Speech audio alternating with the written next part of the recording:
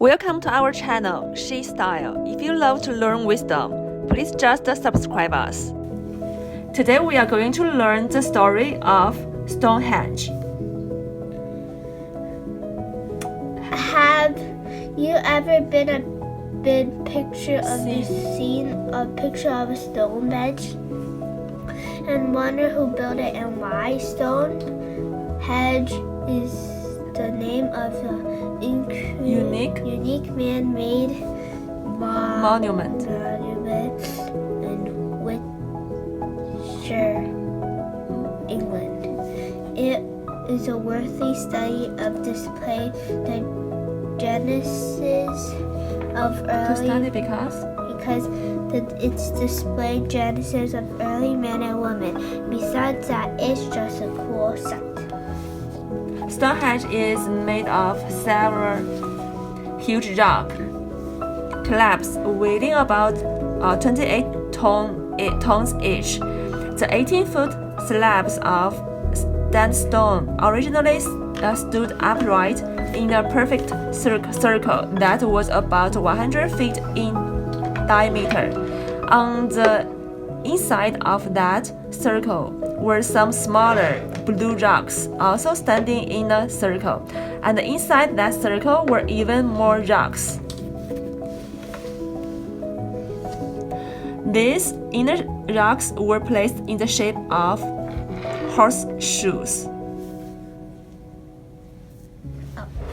The amazing thing about the structure is mystery. How men could have moved rocks out of that size out of modern day equipment.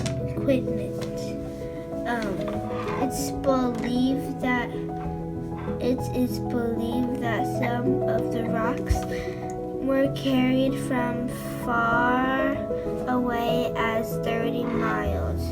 Others came from just 17 miles away. Then not only may have been carried by sledge or even glaciers to get them in the enormous rocks. They're not only set upright, but were also capped off of the other rock slabs on the top. It was quite an achievement by whoever built it because of the difficulty involved. Scientists believe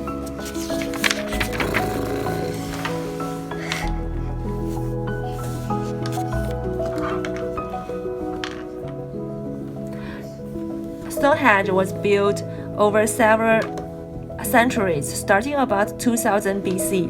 In the recent years, Stonehenge fans have attempted to reenact the movement of the massive stone. Volunteers have actually taken the blue rocks from miles away and hitched them up to man-made sleds. In the experiment, it took at least 25 people to pull one stone. The stones were also floated on remnants of ancient boats. In transit, one of the huge blue slabs plunged right into the sea. The workers suspect that the builders of Stonehenge may have experienced some of the very same problems.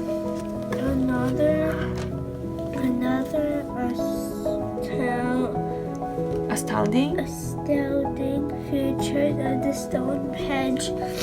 Its portion of the stones through many have been moved out or fallen down for over years. It evident that the original placement of the rocks be connected to the rising and setting of the sun. Older students' placement of the rocks, the builders of the Stonehenge understood the society solstice, and the equinox of the sun. The rocks also are positioned accurately to make sure to measure the moon and the seasons. Certainly, some rocks are very intelligent. Minds were involved in the layout of these huge rocks. We call monuments like this megalith, which is just another name of huge rocks. There are many megalithic structures around the world. In France, there are the standing stones of Karnak, about 3,000 stones lined up for nearly 5 miles across the countryside. There are also stone structures in Asia, Africa, and India, and on Easter Island of the Pacific Ocean, though built at different times and in different formations, such as the head of Easter Island, which were not built until the 13th century. The megaliths are hauntingly similar. Some may have been used as places of worship, burial grounds, or meeting places, whereas others seem to be upset to study the stars. All of them reflect that early man wanted to be remembered and that he was pretty smarter.